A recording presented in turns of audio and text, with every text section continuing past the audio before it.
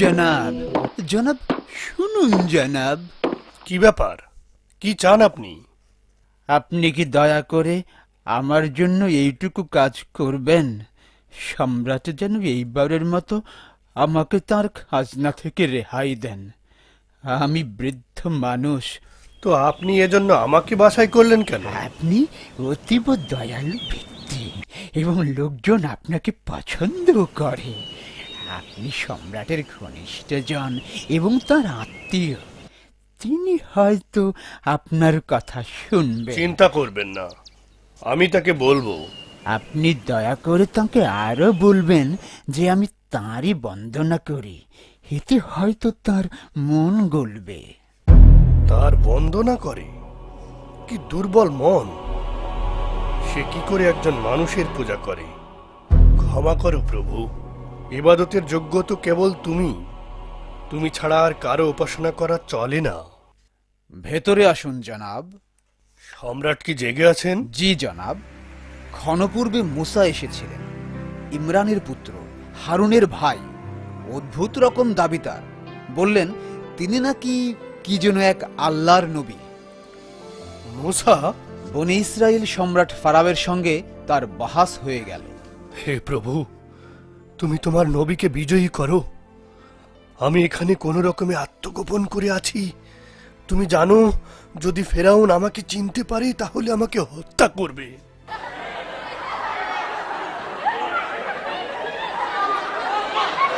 তুমি যদি সত্যি নবী হয়ে থাকো তাহলে নিশ্চয়ই তোমার কিছু অলৌকিক ক্ষমতা আছে।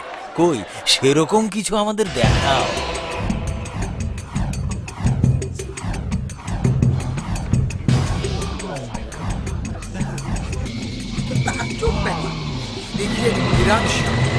হ্যাঁ,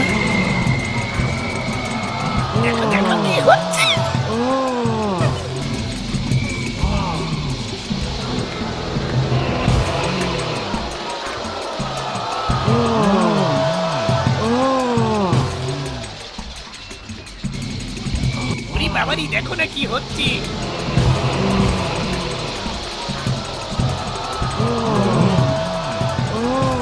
তোমার ক্ষমতা সত্যি অসাধারণ এবং তুমি শক্তিশালী।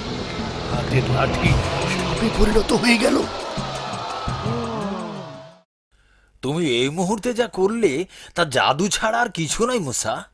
আমি আমার সমস্ত জাদুকরদের ডাকবো এবং তারা তোমার সাথে প্রতিযোগিতা করবে।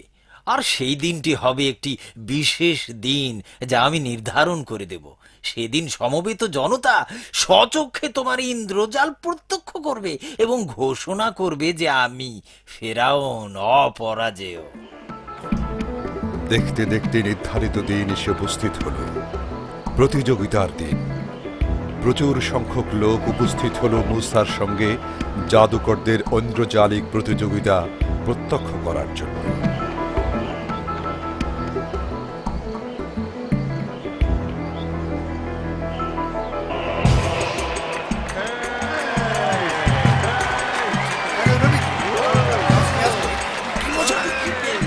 জাদু হবে, জাদু দেখবো।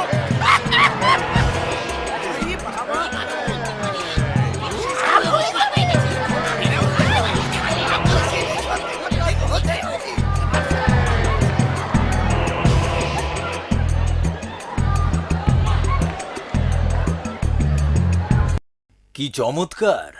আজকে আপনারা আবার সেই মুসার জাদু দেখতে পাবেন।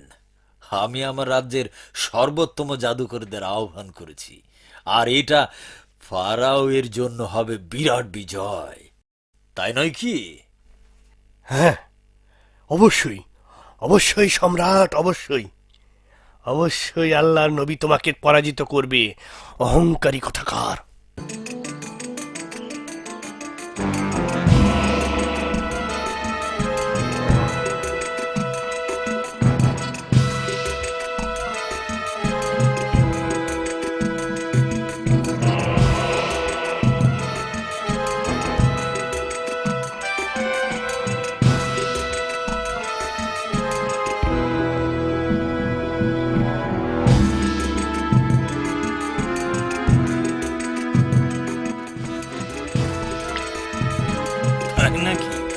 করো।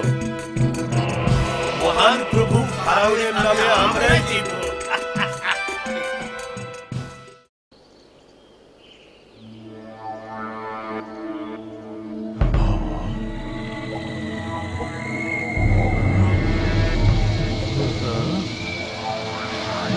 কি অদ্ভুত ব্যাপার।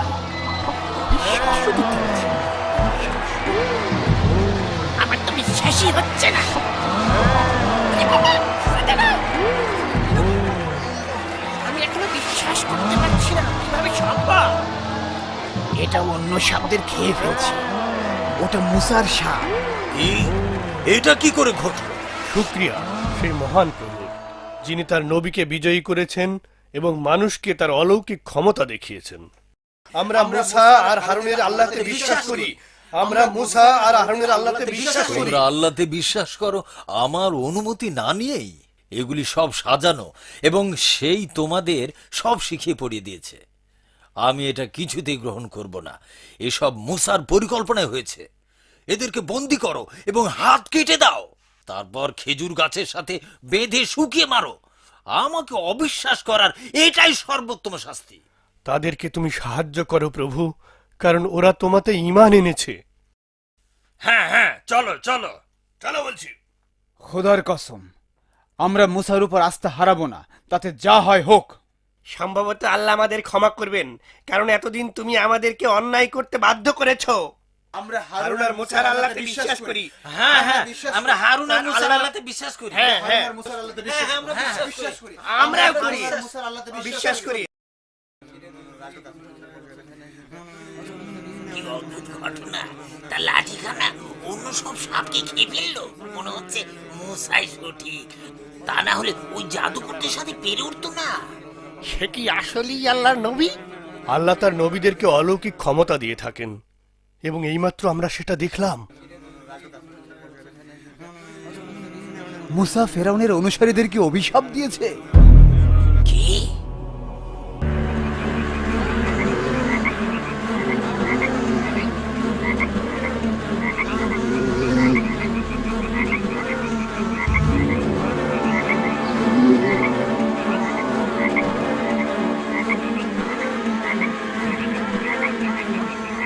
এটা মুসার অভিশাপ।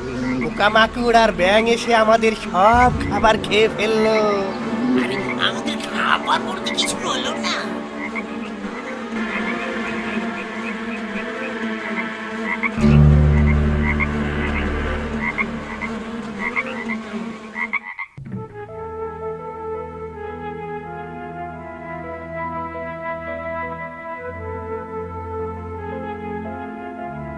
আল্লাহর শাস্তি শুরু হয়েছে। এটা মুসার অভিশাপ। তুমি আমাদের দয়া করো প্রভু এবং মুসাকে সাহায্য করো। অত্যাচারী ফেরাউনকে ধ্বংস করো।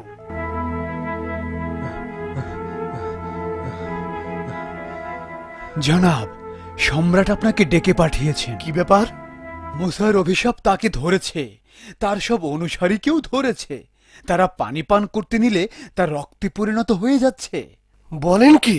হ্যাঁ, যতবারই তিনি আর তার লোকজন পানি পান করতে গেছেন, ততবারই তা রক্তে পরিণত হয়ে গেছে।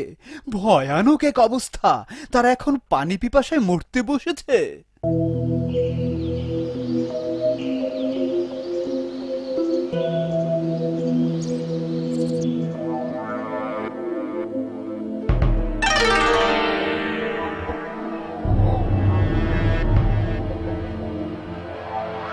আবার পানিটা রক্তে পরিণত হয়ে গেল। এটা মুসার জাদু। আমি এখন কি করি? আমার মনে হয় মুসা থেকে আমাদের মুক্তি ঠিক, পাওয়া উচিত। তুমি যথার্থ বলেছ। আমাদেরকে মুসা থেকে মুক্ত হতে হবে। আমরা তাকে হত্যা করব। সৈনিকদের খবর দাও এবং বলো যে আমি মুসার খণ্ডিত মস্তক চাই। না, আমি আর নীরব থাকবো না। আমি মুসাকে হত্যা করতে দেব না। এতে তোমার বিপদ আরো বাড়বে, বই কমবে না। কিছুতেই তাদের আল্লাহর নবীকে হত্যার সুযোগ দেব না, এমনকি যদি তা আমার নিজের জীবনের বিনিময়েও হয়। তুমি কি শুধু এই কারণে একজনকে হত্যা করতে চাও যে কিনা এক আল্লাহর উপর ঈমান এনেছে এবং মুজেজা দেখিয়ে তোমার দেওয়া শর্ত পূরণ করেছে? কি বললে তুমি? মহামান্য সম্রাট, যদি মুসা মিথ্যা বলে থাকে তাহলে সে তার দ্বারা তার নিজেই ক্ষতি করবে। যদি মুসা তার বাক্যে এবং কর্মে সৎ না হয় তাহলে আমাদের সবার উপর, যারা তার কথায় বিশ্বাস করেছি, তাদের সবার উপর আল্লাহর শাস্তি নেমে আসুক। না, সত্য কেবল সেই কথাটাই যেটা আমার মুখ দিয়ে বেরিয়েছে, এবং সম্ভবত আমি যা জানি তার কেউ জানে না।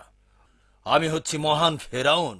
আমি মুসাকে হত্যা করব, হ্যাঁ, তাকে হত্যা করব, তাতে যা হয় হবে। না না সম্রাট, আমার ভয় হয় পূর্ববর্তী লোকদের মতো আপনিও না আল্লাহর অভিশাপে ধ্বংস হয়ে যান।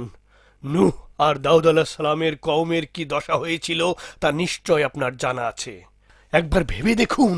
প্রতারণা বন্ধ করো আর মুসাকে পরিত্যাগ করো, বুঝলে? তোমরা কোন যুক্তিতে এসব কথা বলছো? সে কি তোমার সব পরীক্ষায় উত্তীর্ণ হয়নি? তুমি তাকে পরাজিত করার জন্য রাজ্যের সব বড় বড় জাদুকরদের একত্রিত করনি? এরপর তাদের দিয়ে কি মুসাকে পরাজিত করতে ব্যর্থ হওনি? সে কি শত শত লোকের সামনে তোমাকে তার ক্ষমতা দেখায়নি? নিজেকে আল্লাহর নবী হিসেবে প্রমাণের সব পরীক্ষাই তুমি তার নিয়েছো। আর কি চাই? যথেষ্ট হয়েছে। তুমি এবার ধরা পড়ে গেছো। তুমিও মুসাকে বিশ্বাস করো, তাই নয় কি? তুমি বিশ্বাসঘাতকতা করেছো, এর উপযুক্ত শাস্তি তুমি পাবে। তুমি কি দেখোনি যে ওই জাদুকরদের আমি কি করেছি? আমার শাস্তির ভয় কি তোমার নেই? এই মুহূর্তে মুসার সঙ্গ ছাড়ো, নইলে... খোদার কসম, মুসা আমাকে যে পথ দেখিয়েছে তা আমি কখনো পরিত্যাগ করব না। মহামান্য সম্রাট, মুসা এবং তার অনুসারীরা পালিয়ে গেছে। তারা এখন সমুদ্র পাড়ি দেওয়ার চেষ্টা করছে। সেনাবাহিনী তলব করো, তারা কিছুতেই পালাতে পারবে না। আমি তাদের সবাইকে হত্যা করব, আর আর তোমার জন্য শাস্তিটা বরাদ্দ রইল। চলো চলো বলছি।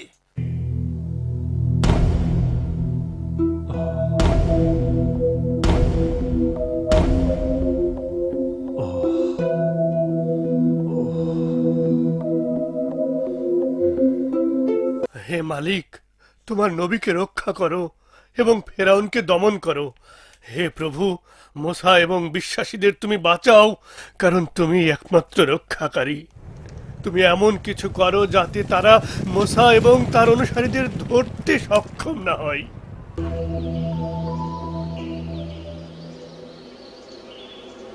তুমি কি ফারাওকে আমার অনুরোধের কথা বলেছিলে?